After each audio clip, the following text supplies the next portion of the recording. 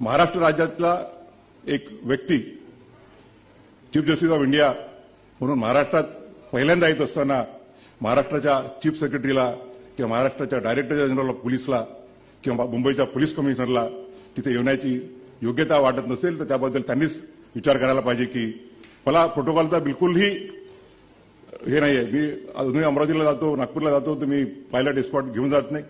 Supreme कोर्टात येईपर्यंत अमरावतीला न्यायालयात असताना मी मोटरसायकलवरून फिरायचो मित्रांच्या. परंतु it's a question of respect by the other organs of the institution to the judiciary. एका राज्यघटनेच्या एका संस्थेचा प्रमुख ज्यावेळा पहिल्यांदा या राज्यामध्ये येत असेल आणि तोही त्या राज्याचा, तर जी वागणूक त्यांनी दिली ती योग्य आहे की नाही हा त्यांनीच त्यांचा विचार करावा. या लहान लहान गोष्टीमध्ये मला हे नाही. दुसरा एखादा आमच्यातला एखादा कोणी असता तर आर्टिकल 142 किंवा 140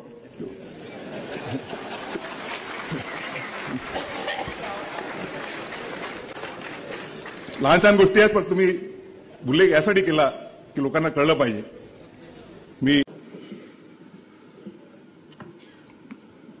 या 14 तारखेला भारताचा सरन्यायाधीश म्हणून मी शपथ घेतली आणि त्यानंतर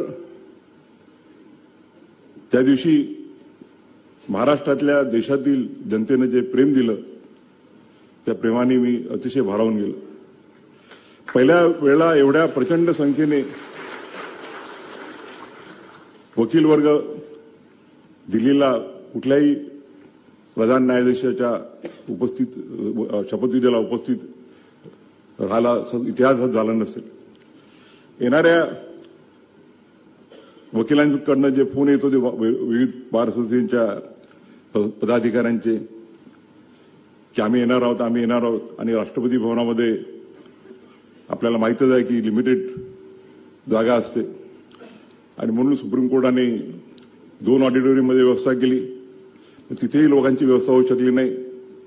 मी या प्रसंगी आपली माफी मागू इच्छितो की आपल्याला त्या दिवशी जी काही गैरसोय झाली असेल, परंतु आपण माझ्या असलेल्या प्रेमापोटी त्याबद्दल साधा उल्लेख सुद्धा केला नाही आणि ती जी काही कमतरता होती ती आपण माफ करून दिली. आज मी विशेष काळाच्या मर्यादा पण आहेत, कारण की वोक साहेबांना आणि वराडे साहेबांना लवकर जायचं आहे. थोडक्यामध्ये आपल्याशी हितगुज साधण्याचा प्रयत्न करणार आहे. अनेकांनी सांगितल्याप्रमाणे माझ्या प्रवासाची सुरुवात ही अमरावती शहरातील जो एक फ्रेजरपुरा म्हणून भाग आहे आणि त्यावेळेला ऑलमोस्ट सेमी स्लम एरिया होता, तिथल्या नागरिक म्युन्सिपल स्कूल त्याला नगर परिषद शाळा क्रमांक 8 या नावाने ती संबोधित होती. तिथून झाला लहानपणापासूनच आई आणि वडिलांचे संस्कार माझ्यावर आलेत आणि त्याच्यामुळे जो काही आज मी आहे त्यात डॉक्टर बाबासाहेब आंबेडकरांच्या विचाराचा जेवढा सहभाग आहे तेवढाच माझ्या आई आणि वडिलांनी दिलेल्या संस्काराचा सुद्धा सहभाग आहे. लहानपणी आईकडून आम्ही कष्ट शिकलो आणि त्यावेळेला परिस्थिती अतिशय बेताची होती, कारण की वडिलांनी फार कमी वयामध्ये बाबासाहेब आंबेडकरांच्या चळवळीत स्वतःला झोकून दिलं होतं आणि त्यामुळे घराची जबाबदारी माझ्या आईवर आली आणि आई शाळेमध्ये शिक्षिका म्हणून काम करत असताना घर सुद्धा सांभाळायची आणि आमचा परिवार म्हणजे एकत्रित परिवार होता.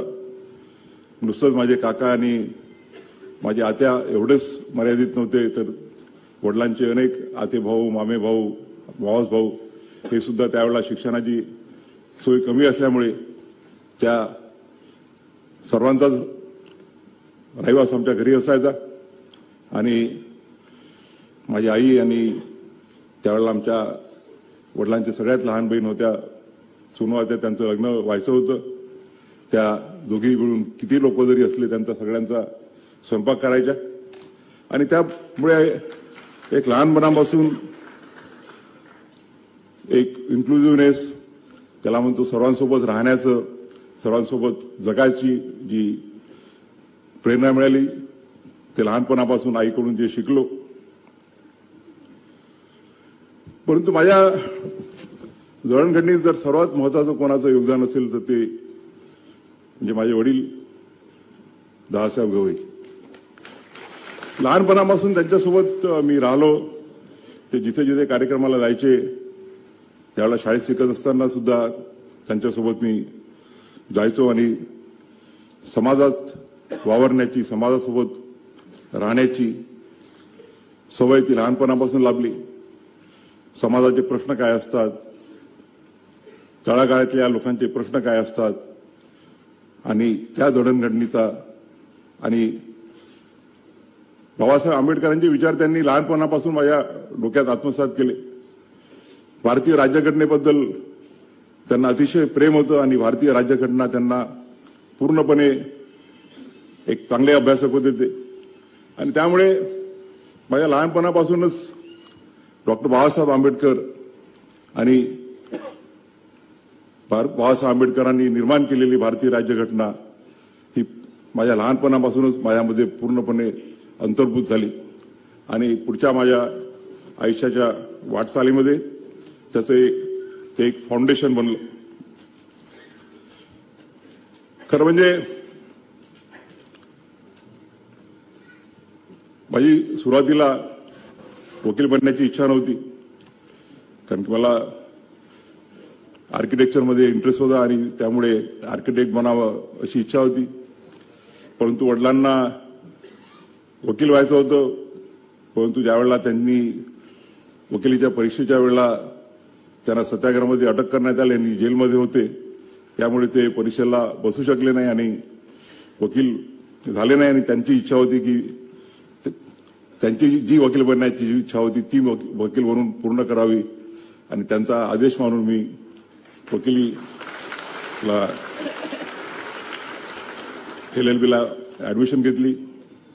मध्यंतरीच्या काळात वडील विधान परिषदेचे उपाध्यक्ष झाले, त्यामुळे मग आम्ही मुंबईला आलो. परिस्थिती बऱ्यापैकी झाली. चांगल्या शाळेत सुरुवातीला चिकित्सक समूहामध्ये मी 3री ते 7वी पर्यंत शिकलो. आईला असं वाटलं की माझे बाकीचे दोघं मुलं कॉन्व्हेंटमध्ये आहेत तर मोठ्या मुलाला न्यूनगंड येईल मराठी.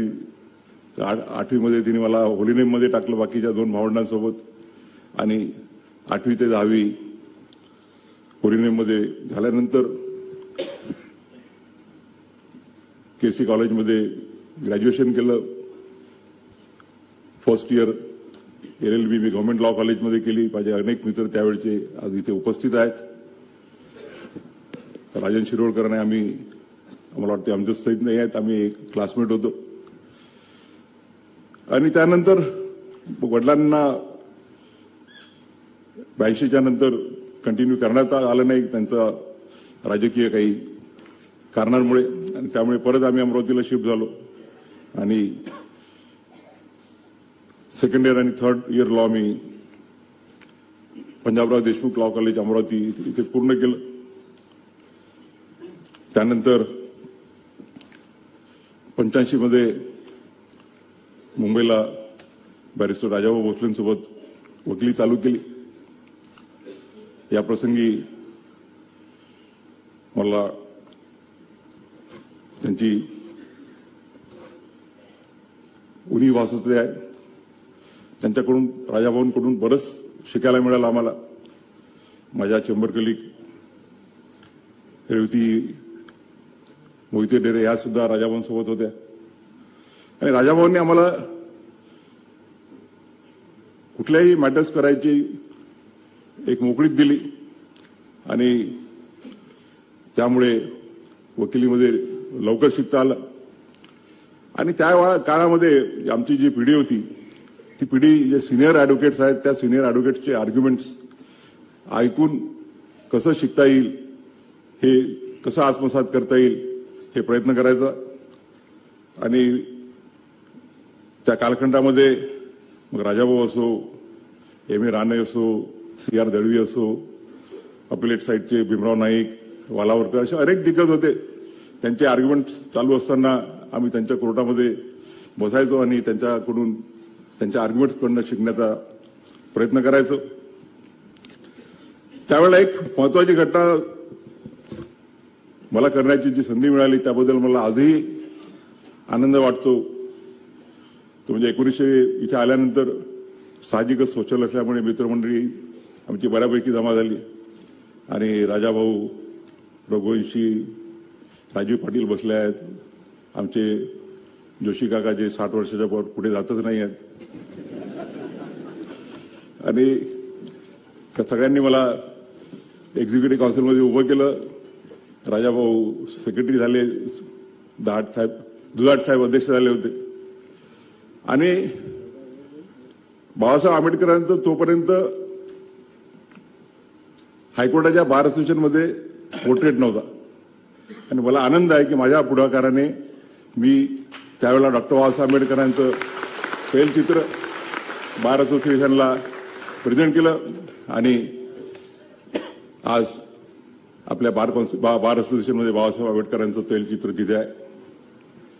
दुसरा योगायोग म्हणजे मी सुप्रीम कोर्टाच्या बिल्डिंग कमिटीमध्ये सहभाग असताना डॉक्टर बाबासाहेब आंबेडकरांचा पुतळा बसवण्याची तिथे चीफ जस्टिस चंद्रचूड साहेब यांच्या नेतृत्वाखाली आम्हाला जी संधी मिळाली, तो एक दुसरा बाबासाहेबांच्या प्रती आदर व्यक्त करण्याचा, कृतज्ञता करण्याची जी संधी मिळाली त्याबद्दल मी स्वतःला अतिशय भाग्यवान समजतो. सुप्रीम कोर्टामध्ये बाबासाहेबांचा जो पुतळा लागला तर त्यावेळेला अनेक आम्ही फोटो पाहिले आणि त्यातला मला जो एक फोटो दिसला की बाबासाहेब आंबेडकर वकिलाच्या वेशामध्ये आहेत. आणि म्हणून मी निर्णय घेतला की सुप्रीम कोर्टामध्ये बाबासाहेबांचा जो पुतळा लागेल तो वकिलाच्या मुद्रेमध्येच आणि सुप्रीम कोर्टाच्या दिशेने तोंड करून लागेल, जेणेकरून बाबासाहेबांचे जे विचार आहेत, बाबासाहेबांचा जो आदर्श आहे तो सतत आम्हाला प्रेरणा देत राहील. 5 वर्षाच्या कालखंडात अनेक मित्र जमा झाले, परंतु त्यावेळेला आमचे नागपूरचे भाऊसाहेब गोबडे ॲडव्होकेट जनरल होते, त्यानंतर मनोहर साहेब ॲडव्होकेट जनरल होते आणि दोघांनी ॲडव्होकेट जनरल डिस्कंटिन्यू झाल्यावरही मुंबईतच वकिली करण्याचं ठरवलं. आणि मनोहर साहेबांनी तर मुंबईच्या वकिलांची स्केलही, फीचे स्केल जे आहेत ते आज मला वाटते आता आमचे सतीश माने शिंदेचे फी काय फीचे स्केल असतील ते न सांगितलेलं बरं. सगळे फिल्म स्टार्स त्यांचे पक्षकार आहेत. आणि बाबासाहेब त्यावेळेला ॲडव्होकेट जनरल असताना एक अतिशय महत्वाच्या कॉन्स्टिट्युशनल इश्यूवरती मला फुलमॅच करण्याची संधी मिळाली 1987 मध्ये. आणि त्यानंतर भाऊसाहेबांनी म्हटलं की तू एवढं चांगलं काम करतोयस तर मग इथे जाण्यापेक्षा नागपूरला का जात नाही, आपला भाग आहे तिथे जर तू गेला तर तू लवकर तिथे तुला नाव मिळेल आणि लवकरच तू प्रसिद्ध होतील. आणि त्यानंतर त्यांचा सल्ला ऐकून मी नागपूरला गेलो. आणि मला वाटते जे मुंबई मला ॲडव्हान्टेज हा झाला की मुंबईलाही भरपूर मित्र मिळाले आणि 90ला नागपूरला गेल्यावर तिथे अनेक मित्र मिळाले आणि तिथेही चांगलं शिकायला मिळालं. 10 वर्ष प्रायव्हेट वकिली केल्यानंतर त्यावेळेला विलासराव देशमुख महाराष्ट्राचे मुख्यमंत्री झाले आणि त्यांनी आग्रह केला की नागपूरच्या गव्हर्नमेंट पुढे ची जी पोस्ट आहे ती पोस्ट ऍक्सेप्ट करावी. मी सुरुवातीला रिलक्टंट होतो कारण की वकिली चांगल्यापैकी चालू होती आणि सरकारी वकील म्हणून किती पैसे मिळतात ते आता तरी बऱ्यापैकी स्केल आहेत. त्यातले एक माझ्या ज्युडिशियल ऑर्डरने झालेले आहेत. परंतु बोबडे साहेब आणि मी आम्ही एकाच टेबलवरती बसायचो आणि सुरुवातीपासून मी काही लपून ठेवलं नव्हतं की माझी उच्च न्यायालयाचा न्यायाधीश बनण्याची इच्छा आहे. फक्त एवढंच होतं की योग्य वयात झालं पाहिजे. आणि बोबडे साहेब म्हणाले की तू जर ह्या रेग्युलर रूटनी गेला तर वेळ लागेल, कारण की मोठमोठे सिनियर वकील लाईनीत उभे आहेत जज बनण्यासाठी आणि इकडे जर तू गव्हर्नमेंट पिरियड झाला तर शॉर्टकट होईल. आणि मला आनंद आहे की मी त्यांचा सल्ला ऐकला आणि गव्हर्नमेंट पिरियड झालो.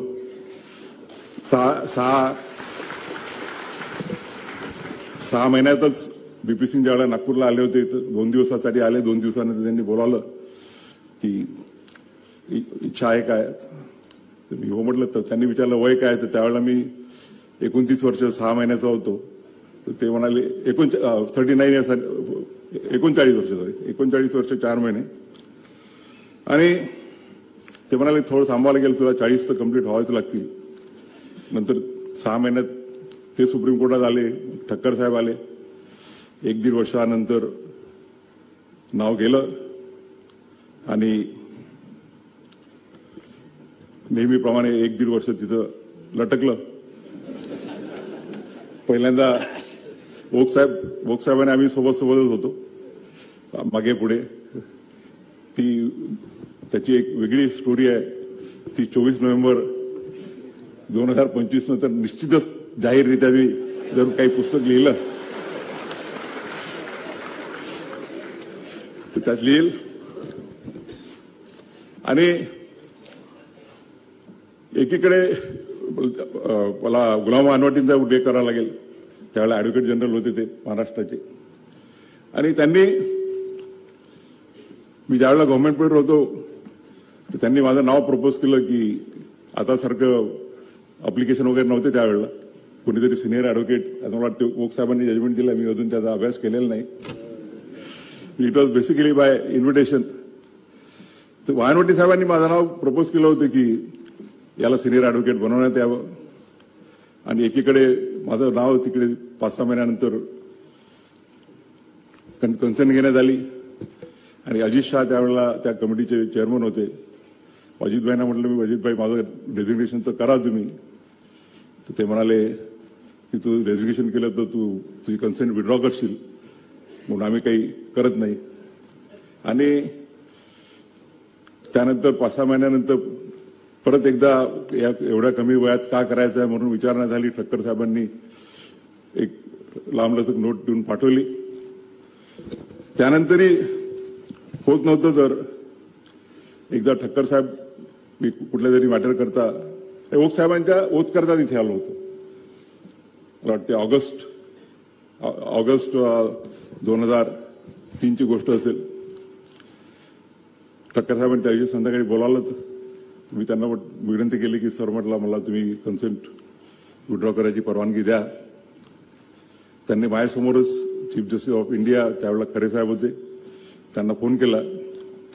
फोनवर बोलणं झाल्यावर मला म्हणाले ते की सीजीआयची इच्छा आहे तुला भेटायची तर जाशील का. मी म्हटलं जशी मिळेल नाही मिळेल पण सीजीआयला प्रत्यक्ष भेटण्याची संधी मिळते आहे कुठल्याही वकिलाला तर त्याच्यासाठी ती एक सुवर्ण संधी असते. आणि गेलो त्यांना भेटायला. त्यांनी अर्धा तास चांगल्या गप्पा केल्या. त्या डिटेल्सही 24 नोव्हेंबर नंतर सांगेल सगळ्या. आणि एका आठवड्यात त्यांचा फोन आला की young man the collegium has cleared your name. आणि त्यावेळेला थोडी मनपरिस्थिती द्विधा होती की आपण स्वीकारावं नाही स्वीकारावं. परंतु त्याही वेळेला आता वराळे साहेबांनी सांगितल्याप्रमाणे वडिलांनी म्हटलं की तू वकिलीस राहशील तर खोऱ्यांनी पैसे कमावशील परंतु तू जर न्यायदानाचं काम करायला गेला तर बाबासाहेबांचे जे सामाजिक आणि आर्थिक न्यायाचा जो संकल्प आहे तो पुढे नेण्याच्या दृष्टीने तुला कर्तव्य करायला संधी मिळेल. आणि आज मला आनंद आहे की त्यांचा निर्णय मानून मी न्यायाधीश म्हणून शपथ घेतली आणि या 22 वर्षाच्या कालखंडामध्ये मला अतिशय समाधान आहे की माझ्या वडिलांना अभिप्रेत असलेलं, बाबासाहेबांच्या घटनेला अभिप्रेत असलेलं सामाजिक आणि आर्थिक न्यायाच्या दृष्टीनं मी काही ना काहीतरी या देशाच्या न्यायालयीन जडणघडणीमध्ये हातभार करू शकलो. या प्रसंगी मला आनंद आहे की आज माझ्या 2 मित्रांच्या उपस्थितीत हा कार्यक्रम होतोय. जस्टिस अभयोग आणि आम्ही 40 वर्षापासून मित्र आहोत. सोबत वकिली केली. मी नागपूरला गेलो, ते मुंबईलाच कंटिन्यू झाले, परंतु मैत्री आमची तशीच होती. न्यायाधीश झाल्यानंतर ते मी ज्यावेळेला नागपूरला होतो त्यावेळेला ते व्हिजिटिंग जज होऊन आले. त्यांचे संबंध अजून घनिष्ठ होत गेले आणि 2003च्या घटनेचा जरी मी उल्लेख टाळू इच्छितो आज, परंतु 2019ची जर घटना मी सांगितली नाही तर मला वाटते तो योग्य होणार नाही. 2019 मध्ये आमच्याकडे चालत असते, आपल्या सगळ्यांनी त्या स्टेजेस गेल्या हायकोर्ट जज होताना, आणि त्यावेळेला माझं नाव चर्चेत आलं. त्यावेळेला बऱ्याच प्रेसमध्ये वगैरे यायचं की गेल्या 10 वर्षापासून शेड्यूल कास्ट शेड्यूल ट्राईबचं कोणीच सर्वोच्च न्यायालयामध्ये नाही आहे, आणि त्यावेळेला देशामध्ये त्या घटकातील सर्वात ज्येष्ठ न्यायमूर्ती मी होतो. आणि मला विचारण्यात आलं तर मी हो म्हणण्याच्या अगोदर पहिल्यांदा माझे जे 2 सिनियर मित्र आहेत, धर्माधिकारी साहेब न्यायमूर्ती आणि ओक साहेब यांच्याकडे गेलो. ओक साहेबांना म्हटलं असंच आहे की तर मी काय करू अशा परिस्थितीत. त्यांनी म्हटलं की ऑलरेडी मुंबईचे 3 न्यायमूर्ती सुप्रीम कोर्टात आहेत, त्यामुळे मुंबईचा कोटा फुल आहे, आणि तू जर दुसऱ्या कुठल्या मार्गाने दुसऱ्या कोर्टातून जात असतील तर मला ऑब्जेक्शन असण्याचं काहीही कारण नाही आहे. आणि कारण की माझ्यावरती ते, आणि ते हे म्हणाले की माझा जर मित्र आज जाऊन जो या देशाचा सर्वोच्च न्यायालय बनण्याची त्याला संधी मिळणार असेल तर ती माझ्यासाठी आनंदाची बाब आहे.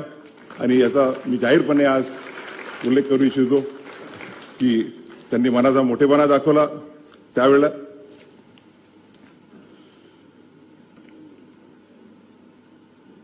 या 22 वर्षाच्या कालखंडामध्ये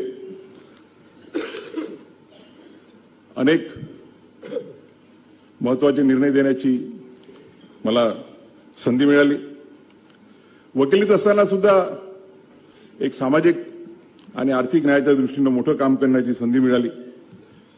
मी ज्यावेळेला गव्हर्नमेंट पीरियड होतो त्यावेळेला आमच्या नागपूरच्या एका जज साहेबांनी आदेश पारित केला की नागपूरच्या सगळ्या झोपडपट्ट्या 8 दिवसामध्ये रिकाम्या करण्यात याव्यात. आणि त्यावेळेला विलासराव देशमुख वर्ध्याला आले होते, त्यांचा फोन आला, मला इमिजिएटली चर्चा करायची, आणि इमिजिएटली आम्ही ते सुप्रीम कोर्टात चॅलेंज केलं. सिनियर ॲडव्होकेट्स आम्ही एंगेज केले होते, पण ते पोहोचले नाही, त्यामुळे मला ती केस आर्ग्यू करण्याची संधी मिळाली. आणि मला आनंद आहे की नागपूरच्या लाखो झोपडपट्टीवासियांचं जे छत हिरावलं जाणार होतं ते हिरावण्यापासून वाचवण्याची संधी त्यावेळेला मिळाली. आणि तोच कन्सेप्ट ज्यावेळेला मी आणि माझे सहकारी जस्टिस विश्वनाथन यांनी बुलडोजर जस्टिसमध्ये दिला की निवाऱ्याचा हक्क हा मूलभूत हक्क आहे.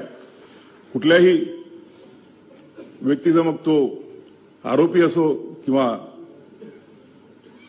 त्याच्यावरती गुन्हा जरी सिद्ध झालेला असेल तर तुम्ही त्याच्या कुटुंबियांच्या वरचं छत, कायद्याचं जो रूल ऑफ लॉ आहे त्या रूल ऑफ लॉला ब्रीच करून त्याचं छत हिरावू शकत नाही.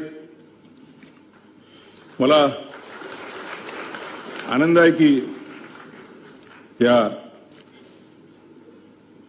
माझ्या 22 वर्षाच्या कालखंडामध्ये 2008 पासून माझा बार काउन्सिल ऑफ महाराष्ट्र आणि गोवाशी संबंध आला आणि त्यानंतर प्रत्येक बार काउन्सिल ऑफ इंडियाचं जे कुठलं नियोजन असेल त्या नियोजनामध्ये मी आणि न्यायमूर्ती अभय ओक यांचा सहभाग असायचं.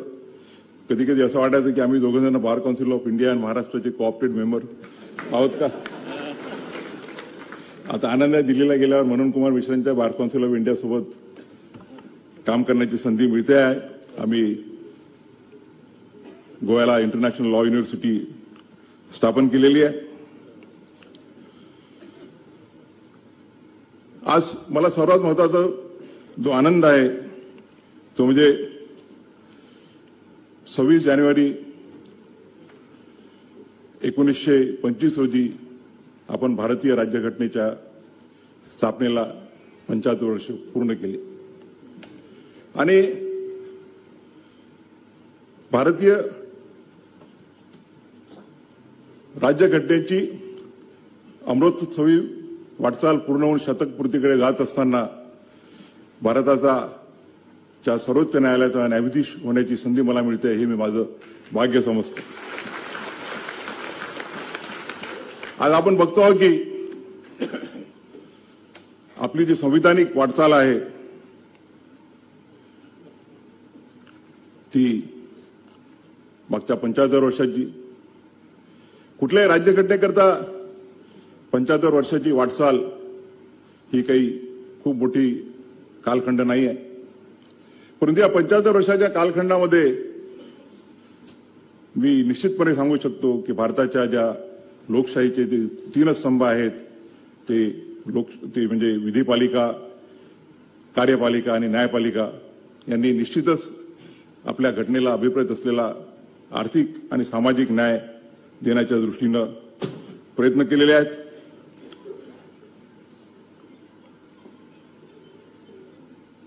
ओक साहेबांनी उल्लेख केला केशवानंद भारतीच्या जजमेंटचा. केशवानंद भारतीच्या जजमेंटनी बेसिक स्ट्रक्चरची संकल्पना आणली. प्रश्नच नाही की बेसिक स्ट्रक्चरच्या संकल्पनेमुळे आज आपला देश एक मजबूत आहे आणि तिन्ही ज्या विंग्स आहेत त्या तिन्ही जे स्तंभ आहेत ते आपापल्या जे त्यांना दिलेले स्पियर्स आहेत त्यामध्ये काम करण्याचा प्रयत्न करतात. कार्यपालिकेने आणि विधिपालिकेने अनेक असे कायदे अंमलात आणले, अनेक अशा गोष्टी केल्या ज्या दृष्टीनं सामाजिक आणि आर्थिक न्यायाची जी संकल्पना आहे ती पूर्णत्वास नेण्याच्या दृष्टीनं प्रयत्न करता येतील. न्यायपालिकेने सुद्धा असे जे कायदे आहेत त्या कायद्यांना मान्य केलेलं आहे. परंतु केशवानंद भारती ही एक दुसऱ्या गोष्टीसाठी त्याचं महत्व विजत करणं मी माझं कर्तव्य मानतो. 1973च्या अगोदरचा जर आपण प्रवास पाहिला, मगाशी जामदार साहेबांनी माझ्या गोव्याच्या भाषणाचा उल्लेख केला, तर आपण बघू की 73च्या अगोदरचा जो कालखंड होता त्यात directive principles are subordinate to fundamental rights, and whenever there is a conflict between directive principles and fundamental rights, the directive principles will have to give a go to the fundamental rights. परंतु 1973 मध्ये जरी basic structure डॉक्ट्राईन वरती 6 जजेस एका बाजूला होते, it was pertaining to the amending powers of the constitution. 6 जजेसनी म्हटलं की भारताच्या पार्लमेंटचे कॉन्स्टिट्यूशन अमेंड करण्याचे जे अधिकार आहेत ते असीमित आहेत आणि काही घटना दुरुस्ती करता येऊ शकते. 6 जणांनी म्हटलं की नाही, असं करता येत नाही आणि फंडामेंटल राईट्सला बिलकुल हात लावता येत नाही, दे आर अनटचेबल्स. परंतु ज्यांचा उल्लेख केला ओक साहेबांनी ते न्यायमूर्ती HR खन्ना, आणि त्या अगोदर HR खन्नांच्या अगोदर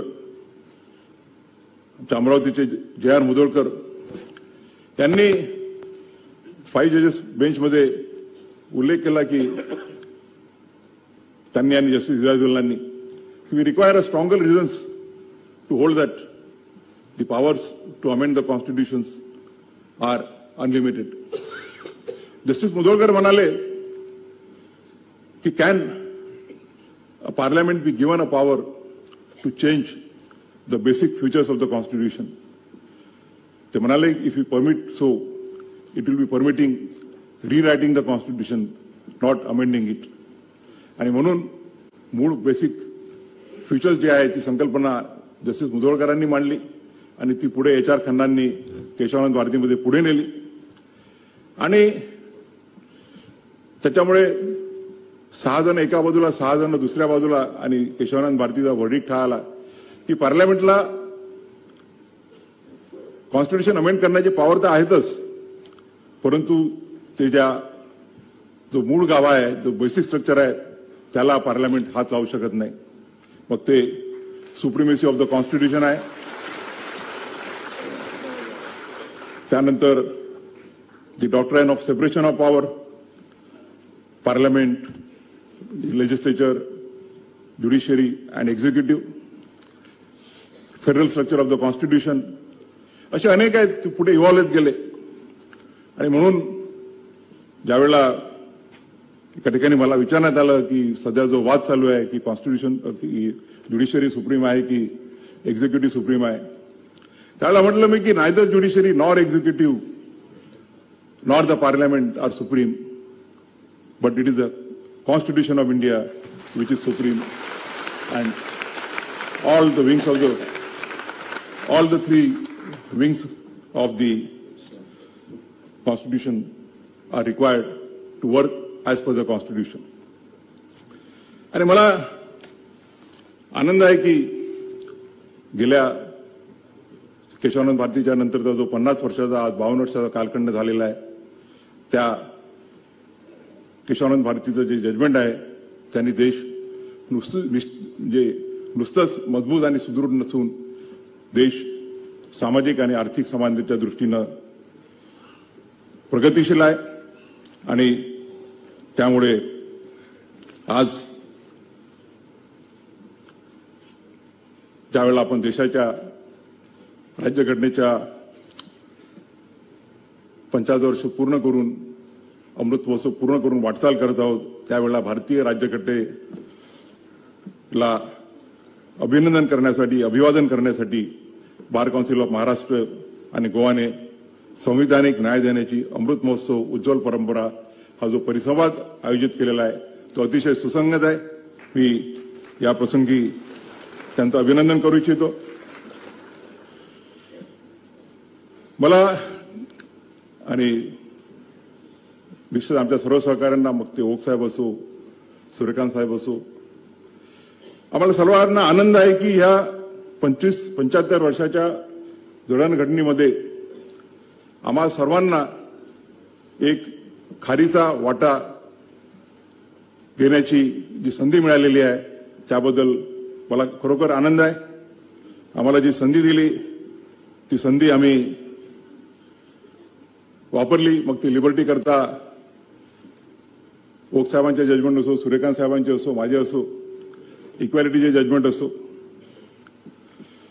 खरं म्हणजे मगाशीच उल्लेख केला मी की आपण सर्व समावेशक असलं पाहिजे. We all have to work as an institution. Dipankar Datta ज्यावेळेला मुंबई उच्च न्यायालयाचे मुख्य न्यायाधीश झाले, अतिशय संक्रमक काळात, कोविडच्या काळात, आणि त्यांनी पूर्ण ज्युडिशरीला आत्मसात केलं. He treated the entire members of the judiciary as part of his family.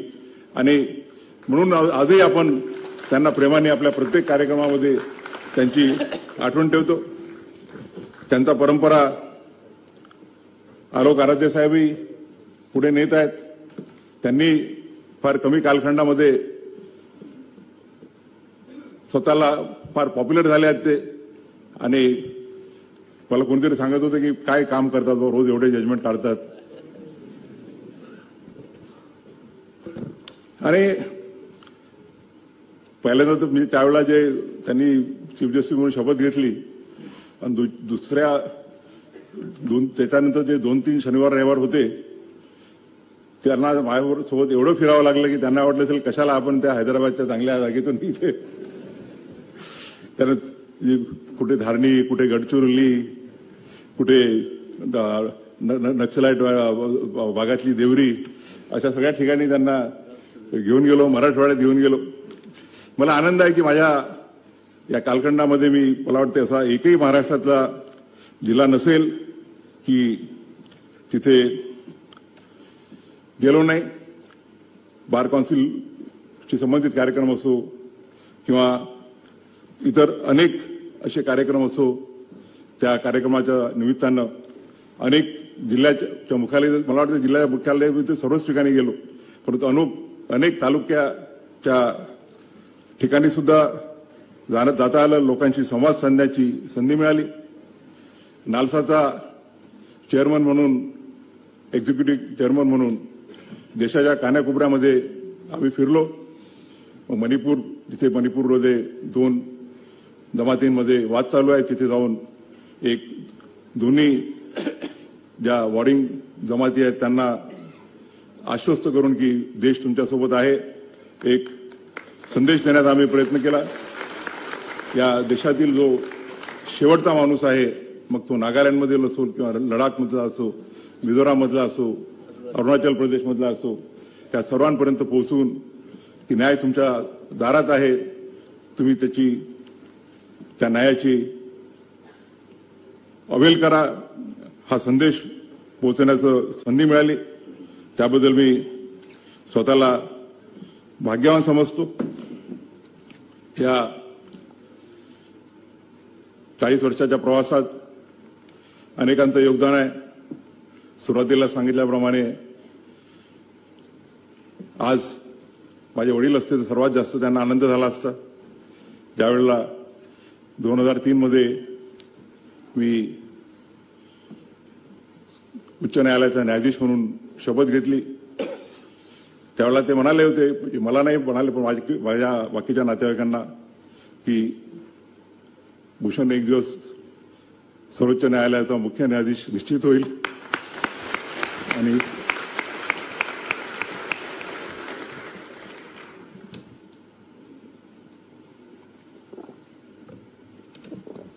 मला आनंद आहे की जिथे कुठे असतील ते मला आशीर्वाद त्यांचा आहेच. माझं भाग्य आहे की आई तो दिवस बघण्यासाठी उपस्थित होती. आमचं कुटुंब म्हणजे जॉईंट कुटुंब आहे. भाऊ बहीण एवढ्यापुरतं मर्यादित नाहीत. आमचे काका, आत्याबाया, त्यांचे सगळे विस्तारित परिवार, हा आम्ही एक कुटुंब म्हणून राहिलेलो आहोत. अनेक मित्रांचं सुद्धा योगदान झालेलं आहे. मी ज्यावेळेला मुंबईला होतो तर अनेक मित्र आहेत, मी सगळ्यांचा नामोल्लेख करू शकणार नाही, काहींचा नामोल्लेख केला. गव्हर्नमेंट पिरियड असताना आम्हाला चांगली काम करण्याची संधी मिळाली. मी विलासरावांना म्हटलं होतं की मी ऍक्सेप्ट करेल, पण माझी एक कंडिशन आहे. त्यावेळेला 24 होते एजीपीस, 24 पैकी 12 तुमचे राहतील, 12 माझे राहतील. ही जर कंडिशन ऍक्सेप्ट करत असाल तर मी ऍक्सेप्ट करतो. त्यांनी हो म्हटलं. आणि त्यावेळेला नुकतीच 7-8 वर्षाची वकिली झालेले जे तरुण वकील होते त्यांना मी माझ्या याच्यामध्ये घेतलं, माझ्या 12च्या कोट्यामध्ये. आणि मला आज आनंद आहे की त्यातले अनेक जण, मग ते आज उपस्थित असलेले माझे मित्र अनिल किल्लर असो किंवा नितीन सांबरे असो, भारती डांगरे असो, अनंत बदर असो, ते उच्च न्यायालयाच्या न्यायाधीशापर म्हणून कार्यरत झाले आणि अतिशय चांगलं काम केलं. मुंबई उच्च न्यायालयात आल्यानंतर मला ज्युनियर जज म्हणून अनेक अनेक जजेस सोबत राहण्याची, काम करण्याची संधी मिळाली. माझा पहिला डिव्हिजन बेंच जस्टिस व्ही.सी. रागा यांच्यासोबत होता. त्यांनी भरपूर संधी दिली काम करण्याची. त्यानंतर डिव्हिजन बेंच हेड करायला लागलो तर पहिला माझा डिव्हिजन बेंच औरंगाबादला संजय गंगापूरवाला यांच्यासोबत होता आणि त्यानंतर मुंबईला श्रीहरी डावरे साहेब बसले आहेत, त्यांच्यासोबत मी बसलो. इथे उपस्थित असलेल्या अनेकांसोबत मला काम करण्याची संधी मिळाली.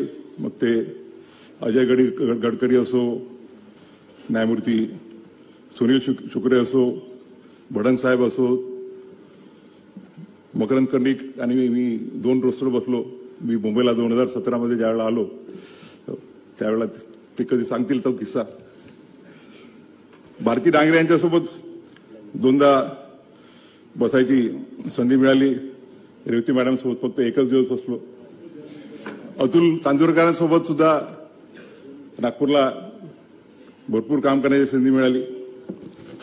परंतु दोघांचा मी विशेष उल्लेख करू इच्छिल तो या प्रसंगी. एक तर आमचे मित्र नंदुभाऊ देशपांडे, ND देशपांडे उपस्थित आहेत. त्यांनी 2010 मध्ये मला ब्लड प्रेशर गिफ्टमध्ये दिलं.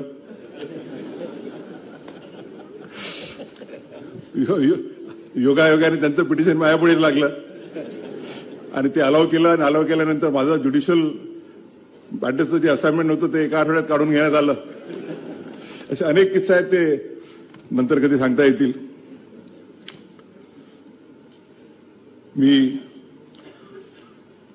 सर्वोच्च न्यायालयात गेल्यानंतर सगळ्यांना हे दिसतं की आम्ही पटापटा सोमवारी आणि शुक्रवारी 60-70 मॅटर संपवतो, पण त्या पाठीमागे खूप लोकांची मेहनत असते.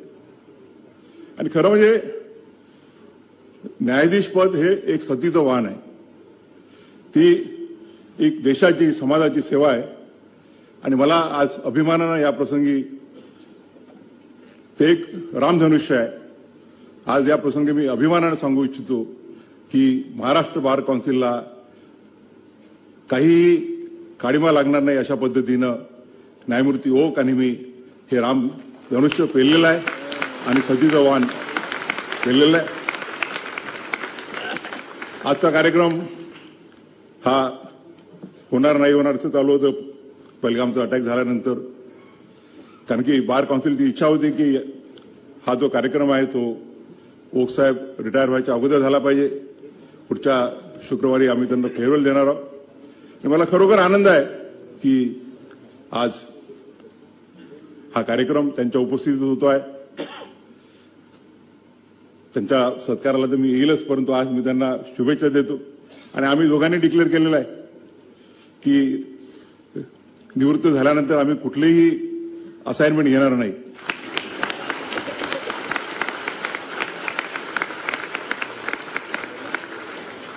त्यामुळे आम्ही ओक साहेब 24 पासून त्यानंतर 6 महिन्यांनी आम्ही तुम्हाला भरपूर उपलब्ध राहू.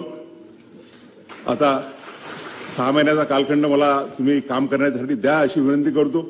मी ठरवलेलं आहे की फक्त अमरावती, नागपूर, औरंगाबाद आणि गोवा आणि मुंबई ज्या ज्या बारचा सदस्य होतो आणि जिथे जिथे मी काम केलं त्याच्याशिवाय मी कुठलाही सत्कार स्वीकारणार नाही. आणि महाराष्ट्रातीलही फक्त जे 4 मी कार्यक्रम कबूल केले होते ते म्हणजे बाबासाहेबांचा जो तालुका आहे मंडणगड, तिथल्या कोर्टाचं मी भूमिपूजन केलं मागच्या वर्षी. आणि मला माधव आमदार आणि आमचे संग्रामजी रायस्वर आहेत, संग्राम देसाई, यांचा नामोल्लेख करावा लागेल की त्यांनी त्या दिवशी म्हटलं होतं की त्यावेळेला माधव मला वाटते नव्हते गार्डियन जज, नंतर झाले, पण त्या दोघांनीही मागे लागून एका वर्षाच्या आत ही बिल्डिंग कशी पूर्ण होईल याकरता दिवसरात्र मेहनत करतायत.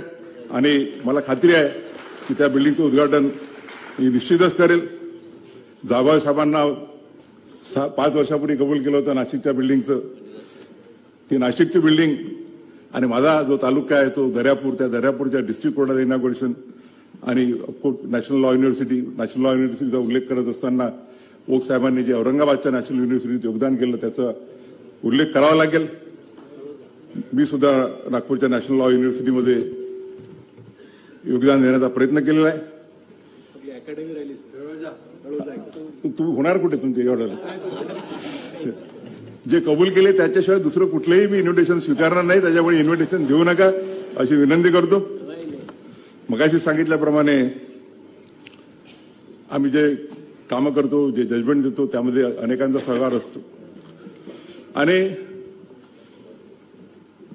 उल्लेख करावा लागेल की आमचे जे लॉ क्लर्क रिसर्चर्स असतात ते दिवसाचे 10-10, 12-12 तास मेहनत करतात. आणि त्यांच्या मेहनतीत त्यांची जर मेहनत असेल तर आम्ही जे आउटपुट देऊ शकतो तो आउटपुट निघू शकत नाही. माझ्यासोबत आजपर्यंत आता 17 लॉ क्लर्क्सनी महत्वाचं योगदान दिलेलं आहे. आज एकाएक म्हणजे आज 4 जण इथे उपस्थित आहेत. माझा पहिला लॉ क्लर्क श्रीरंग वर्मा जो औरंगाबादचा आहे. त्यानंतर मृणाल भिडे नाशिकची भिडे साहेबांची मुलगी, वरद खिलोर आणि अभिषेक कर्णिक यांचा मी या प्रसंगी उल्लेख जर केला नाही तर ते चुकीचं ठरेल. मगाशी देशपांडे साहेबांचं नाव घेता घेता एक नाव विसरून गेलो मी ज्यावेळेला 2019 मध्ये चालू होतं की होत आहे नाही होत आहे, निरोप यायचे की होऊन राहिलं, निरोप होतं की नाही होऊन राहिलं, असा जो 4-5 महिन्याचा कालखंड होता. आणि शेवटी जजही माणूस असतो आणि तो जेवढ्या डिव्होशननं काम करायला पाहिजे तेवढं करू शकत नाही. आणि त्यावेळेला माझ्यासोबत निजाम आमदार बसले होते. त्यांनी म्हटलं की सर कोर्टातल्या ऑर्डर्स तुम्ही करा आणि मोठे जजमेंट मला द्या. आणि त्यानंतर मग फायनल नो आला, मला वाटतं एप्रिलच्या सुरुवातीला नाही फेब्रुवारीमध्ये, की आता होत नाही आहे. मग आमदार साहेबांना म्हटलं आता मलाही काम करू द्या. मग आम्ही जजमेंट्स वाटून घ्यायचो. या सर्वांचा अरेकाचा नामोल्लेख मी विसरले असेल तर त्यांनी मला माफी मागावी, कारण मी लिहून भाषण आणत नसतो. त्यामुळे वेळेवर जे सुचतं त्यात एखाद्या वेळेला चूकभूल होऊ शकते. आणि या प्रसंगी आपल्याला माहित आहे की मगाशी म्हटल्याप्रमाणे जजचं काम हे एक सतीच्या वाणासारखं काम आहे. आणि सगळ्यात अफेक्टेड जर कोणी राहत असेल तर ती म्हणजे जजेसची फॅमिली. इव्हन वकिलांना सुद्धा काम करावं लागतं. आणि या प्रसंगी मी जसं माझ्या वडिलांच्या वाटचालीमध्ये माझ्या आईचा सिंहाचा वाटा आहे, तसंच माझ्या वाटचालीमध्ये माझी अर्धांगिनी डॉक्टर तेजस्वी गवई आणि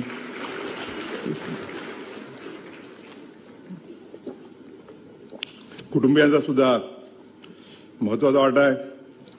कामामुळे मुलांना, मग मुलगी करिश्मा असो की मुलगा ज्योतिरादित्य असो, एवढा वेळ देता येत नाही. परंतु ती उणीव मी 24 नोव्हेंबर 25 नंतर निश्चितच भरून काढेल. या प्रसंगी आपल्या सर्वांच्या प्रति माझी कृतज्ञता व्यक्त करत असताना फक्त एकच महाराष्ट्राच्या नोकरशाहीचं कौतुक करू इच्छितो. 6-7 महिन्यापूर्वी निश्चित झालं की पुढचा चीफ जस्टिस ऑफ इंडिया कोण बनणार आहे. आणि त्यानंतर देशाच्या कानाकोपऱ्यात जिथे जिथे गेलो मी, तिथला chief justice, director general of police, तिथले पोलीस कमिशनर, तिथले डिव्हिजनल कमिशनर हे सर्व जातींना एअरपोर्टवर हजर राहायचे.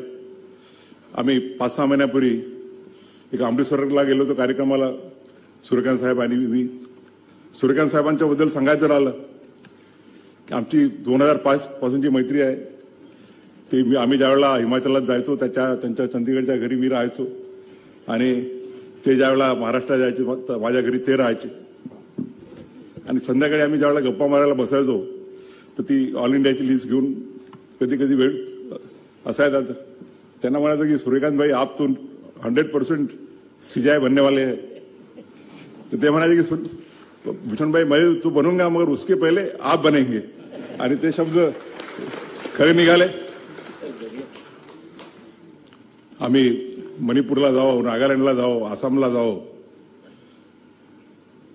जे मागे अमृतसरला कार्यक्रमाला गेलो तर 300 मीटरचा रोडचा प्रवास करून director general of police, chief secretary, police commissioner सगळे जातीनं हजर होते. मागच्या 4 आठवड्यापूर्वी देवगडला गेलो. देवगड रांचीपासून एक 300-400 किलोमीटरच्या अंतरावर आहे आणि तिथले चीफ सेक्रेटरी, तिथले डायरेक्टर जनरल ऑफ पोलीस हे सर्व जातीनं एअरपोर्टवरती रिसिव्ह करायला हजर होते. परंतु मला नेहमीच ओकसाहेब तर नेहमी म्हणत असतात की महाराष्ट्र इन्फ्रास्ट्रक्चरच्या मागे, ज्युडिशियल इन्फ्रास्ट्रक्चरच्या मागे आहे. मी त्यांचा आणि माझ्यात थोडा जो डिबेट असतो. मी म्हणतो की नाही, महाराष्ट्रामधल्या ज्युडिशियल इन्फ्रास्ट्रक्चर सुद्धा चांगला आहे. ओकसाहेब, मी, डेरे मॅडम, कर्णिक साहेब, आम्ही भरपूर काम केलं इन्फ्रास्ट्रक्चरमध्ये. त्या मिळत असताना मी मोहित शाह साहेबांचा उल्लेख विसरून गेलो. ते चीफ जस्टिस असताना त्यांच्याकडून खूप आम्हाला प्रेरणा मिळाली. चव्हाण साहेबांसोबत सुप्रीम कोर्टामध्ये आणि नॅशनल लॉ युनिव्हर्सिटीमध्ये चांगलं काम करण्याची संधी मिळाली. आज महाराष्ट्रामध्ये इन्फ्रास्ट्रक्चर चांगलं काम करण्याचं आमच्या केवले मॅडम आणि विलास गायकवाड हे चांगलं काम करत आहेत. आपल्या महाराष्ट्रातले ज्युडिशियल ऑफिसर मुनघाटे आणि निंबाळकर हे सुद्धा माझ्यासोबत तिथे काम करत आहेत. या प्रसंगी मला एवढंच वाटतं की ज्या वेळेला आपण म्हणतो की लोकशाहीचे 3 स्तंभ म्हणजे न्यायपालिका, विधिपालिका आणि कार्यपालिका हे समान आहेत, तर every organ of the constitution must reciprocate and give its due respect to the other organs. Maharashtra राज्यातला एक व्यक्ती चीफ जस्टिस ऑफ इंडिया म्हणून महाराष्ट्रात पहिल्यांदा येत असताना महाराष्ट्राच्या चीफ सेक्रेटरीला किंवा महाराष्ट्राच्या डायरेक्टर जनरल ऑफ पोलीसला किंवा मुंबईच्या पोलीस कमिशनरला तिथे येण्याची योग्यता वाटत नसेल तर त्याबद्दल त्यांनीच विचार करायला पाहिजे. की मला प्रोटोकॉलचा बिलकुलही हे नाही आहे. मी अजूनही अमरावतीला जातो, नागपूरला जातो, तर मी पायलट एस्कॉर्ट घेऊन जात नाही. सुप्रीम कोर्टात येईपर्यंत अमरावतीला न्यायालयात असताना मी मोटरसायकलवरून फिरायचो मित्रांच्या. परंतु it's a question of respect by the other organs of the institution to the judiciary. एका राज्यघटनेच्या एका संस्थेचा प्रमुख ज्या वेळा पहिल्यांदा या राज्यामध्ये येत असेल आणि तोही त्या राज्याचा, तर जी वागणूक त्यांनी दिली ती योग्य आहे की नाही हा त्यांनीच त्यांचा विचार करावा. या लहान गोष्टीमध्ये मला हे नाही, दुसरा एखादा आमच्यातला एखादा कोणी असता तर आर्टिकल 142 किंवा 140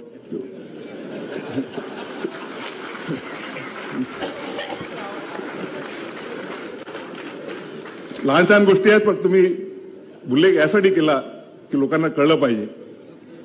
मी या प्रसंगी पुनश्च आपल्या सर्वांचे मनापासून आभार मानतो.